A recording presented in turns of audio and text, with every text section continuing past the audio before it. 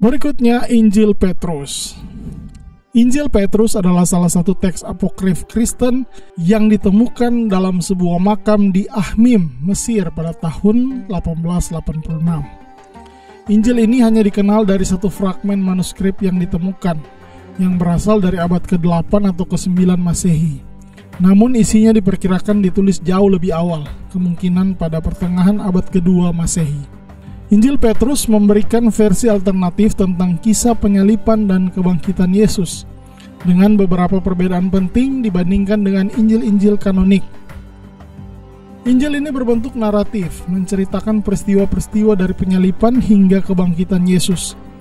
Namun, tidak seperti Injil-Injil kanonik, Injil Petrus hanya mencakup kisah-kisah dari bagian akhir kehidupan Yesus, tanpa menceritakan kelahiran, pelayanan, atau ajaran Yesus secara lengkap. Injil Petrus menggambarkan peristiwa penyalipan dengan beberapa detail yang berbeda. Misalnya, dalam teks ini Herodes memerintahkan penyalipan, bukan Pontius Pilatus, yang berbeda dari versi kanonik. Selain itu, teks ini menunjukkan bahwa Yesus tampak tidak merasakan sakit selama penyalipan, yang bisa mencerminkan pandangan dosetisme, sebuah ajaran yang menyatakan bahwa Yesus tidak benar-benar menderita karena tubuh fisiknya hanyalah ilusi. Injil ini memberikan gambaran dramatis tentang kebangkitan, termasuk deskripsi malaikat-malaikat besar dan suara dari langit. Ada juga penambahan karakter yang tidak ada dalam Injil-Injil kanonik, seperti seorang pria tinggi yang keluar dari makam bersama Yesus, disertai oleh salib yang berbicara. Injil Petrus cenderung menggarisbawahi bahwa orang Yahudi yang bertanggung jawab atas penyalipan Yesus, sebuah narasi yang lebih kuat daripada yang ditemukan dalam Injil-Injil kanonik. Ini mencerminkan ketegangan antara komunitas Kristen dan Yahudi pada saat itu. Teks ini ditulis dalam gaya yang lebih retoris dan dramatik dibandingkan dengan Injil-Injil kanonik. Beberapa bagian terkesan hiperbolis, menekankan keajaiban dan misteri peristiwa-peristiwa suci. Deskripsi Yesus yang tampak tidak menderita selama penyalipan dan sifat mistik dari kebangkitan dalam Injil Petrus dapat mencerminkan pengaruh ajaran dosetisme, sebuah pandangan teologis yang menolak realitas tubuh fisik Yesus dan penderitaannya. Beberapa ajaran dalam Injil Petrus seperti unsur-unsur dosetis dianggap tidak sesuai dengan teologi Kristen Ortodoks. Gereja awal mengecam dosetisme sebagai ajaran sesat karena menolak penderitaan fisik Yesus yang sebenarnya. Perbedaan-perbedaan signifikan dalam narasi dibandingkan dengan Injil-Injil kanonik membuat Injil Petrus tidak dianggap sesuai untuk kanon resmi. Berikutnya, Injil Nikodemus. Injil Nikodemus juga dikenal sebagai Kisah Pilatus, adalah teks apokrif Kristen yang tidak termasuk dalam kanon Alkitab. Injil Nikodemus diyakini ditulis pada abad keempat atau kelima Masehi. Nama Nikodemus diambil dari seorang tokoh dalam Injil Yohanes, seorang Farisi yang datang kepada Yesus pada malam hari untuk berdiskusi tentang ajarannya. Namun tidak ada bukti bahwa Nikodemus yang disebutkan dalam Injil Yohanes yang menulis teks ini. Meskipun disebut Injil, teks ini lebih menyerupai karya sejarah atau naratif, bukan laporan langsung tentang ajaran atau kehidupan Yesus. Injil ini dianggap sebagai bagian dari literatur pseudepigrafi, yaitu karya-karya yang dikaitkan dengan nama tokoh terkenal untuk memberikan otoritas yang lebih, meskipun sebenarnya ditulis oleh orang lain. Injil Nikodemus terdiri dari dua bagian utama, tindakan Pilatus dan Descensus Christi ad inferos, atau turunnya Kristus ke neraka. Bagian pertama, tindakan Pilatus. Bagian ini adalah laporan yang mengklaim mencatat proses pengadilan Yesus di hadapan Pontius Pilatus. Teks ini menampilkan dialog antara Pilatus, Yesus, dan para tokoh lain seperti orang Yahudi, serta menceritakan peristiwa-peristiwa yang mengarah ke penyalipan Yesus.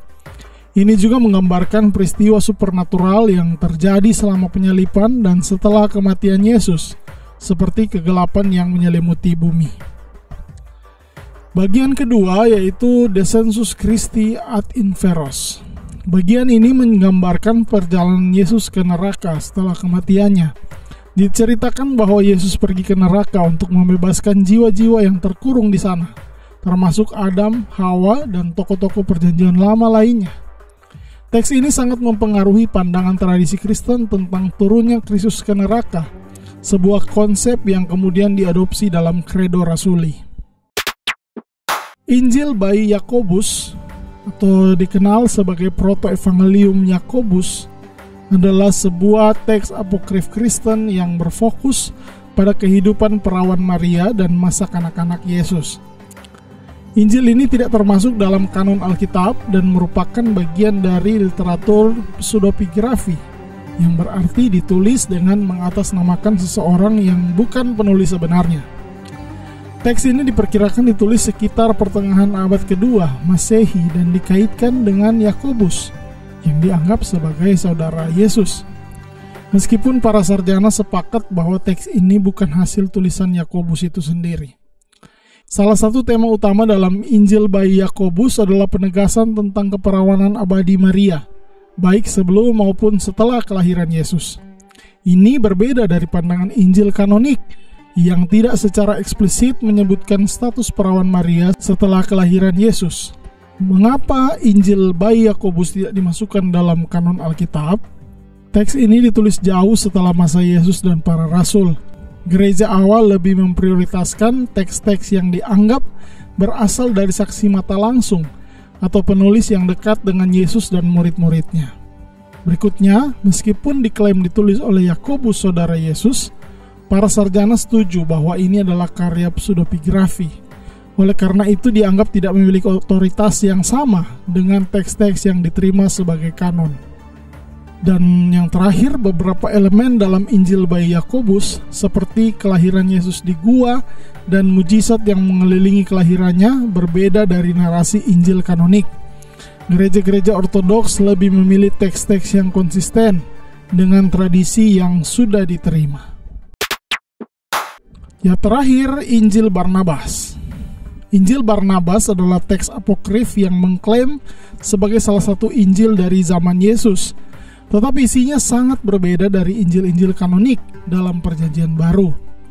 Injil ini menarik perhatian khusus karena menyajikan pandangan yang sangat berbeda tentang Yesus dan ajaran-ajarannya, serta memiliki banyak elemen yang lebih mirip dengan ajaran Islam daripada kekristenan tradisional. Injil Barnabas diyakini oleh para sarjana modern ditulis pada abad ke-14 atau ke-15 Masehi. Injil Barnabas yang ada saat ini ditemukan dalam dua manuskrip utama, satu dalam bahasa Italia dan satu lagi dalam bahasa Spanyol.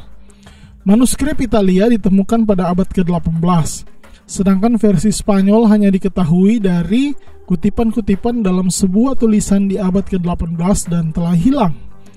Meskipun teks ini dikaitkan dengan Barnabas, seorang murid Yesus dan rekan Paulus yang disebutkan dalam Kisah Para Rasul, para sarjana sepakat bahwa itu bukanlah karya Barnabas. Nama Barnabas kemudian digunakan untuk memberi otoritas pada teks tersebut. Ciri-ciri utama Injil Barnabas adalah Injil Barnabas menggambarkan Yesus bukan sebagai anak Allah, melainkan sebagai nabi yang menyampaikan wahyu dari Tuhan. Ini berbeda dari Injil-Injil kanonik yang menekankan keilahian Yesus. Dalam teks ini, Yesus berbicara tentang kedatangan seorang nabi yang lebih besar, yang diidentifikasi sebagai Muhammad. Hal ini sejalan dengan pandangan Islam tentang Muhammad sebagai nabi terakhir. Berikutnya, salah satu perbedaan utama Injil Barnabas dari ajaran Kristen tradisional adalah penggambaran tentang penyaliban Yesus. Teks ini menyatakan bahwa Yesus tidak disalibkan, melainkan diangkat ke surga, dan bahwa Yudas Iskariot disalibkan sebagai gantinya dalam rupa Yesus. Pandangan ini sejalan dengan ajaran Islam yang percaya bahwa Yesus tidak mati di kayu salib. Injil Barnabas mengandung banyak elemen yang mirip dengan ajaran dan pandangan Islam. Misalnya, teks ini menolak konsep Trinitas dan menekankan monoteisme yang ketat, serta menyebutkan Muhammad secara eksplisit sebagai nabi yang akan datang. Teks ini menyatakan bahwa Yesus lahir ketika Pilatus menjadi gubernur, yang tidak konsisten dengan catatan sejarah dalam Injil kanonik. Teks ini juga mencakup berbagai ajaran yang tidak ditemukan dalam Injil kanonik, seringkali dengan fokus yang lebih kuat pada praktek dan hukum moral. Lalu mengapa Injil Barnabas tidak dimasukkan dalam kanon Alkitab? Injil Barnabas ditulis jauh setelah periode awal kekristenan, yaitu pada abad pertengahan. Gereja-gereja Kristen tidak menganggap teks ini sebagai bagian dari tradisi apostolik yang otentik karena waktu penulisannya yang amat sangat jauh terlambat. Yang kedua, ajaran dan pandangan dalam Injil Barnabas sangat berbeda dari doktrin Kristen Ortodoks, termasuk penolakan terhadap keilahian Yesus dan penyalipannya. Gereja-gereja Kristen awal hanya memasukkan teks-teks yang konsisten dengan ajaran dan tradisi mereka sesuai dengan Injil-Injil kanonik. Banyak elemen dalam Injil Barnabas mencerminkan pandangan Islam yang menunjukkan bahwa teks ini mungkin ditulis atau dimodifikasi dalam konteks Islam, bukan sebagai bagian dari tradisi Kristen awal. Ini juga menunjukkan bahwa teks ini tidak memiliki hubungan otentik dengan ajaran Yesus dan murid-muridnya. Secara keseluruhan, Injil Barnabas adalah teks apokrif yang mencerminkan pengaruh Islam dan menawarkan pandangan alternatif tentang Yesus dan ajaran-ajarannya. Teks ini tidak diakui oleh gereja-gereja Kristen sebagai bagian dari kanon Alkitab karena asal-usulnya yang terlambat, pengaruh Islam yang jelas, dan ketidakkonsistenannya dengan ajaran Kristen tradisional. Oke teman-teman, itu dia pembahasan kita tentang Injil-Injil apokrif. Jangan lupa bagi teman-teman yang ingin punya saran kak kita bahas apa berikutnya, bisa dengan komentar. Jangan lupa untuk like dan juga share video ini, dan jangan lupa untuk subscribe channel Ayo Ibadah. Terima kasih, Tuhan Yesus memberkati. Ayo cari tahu.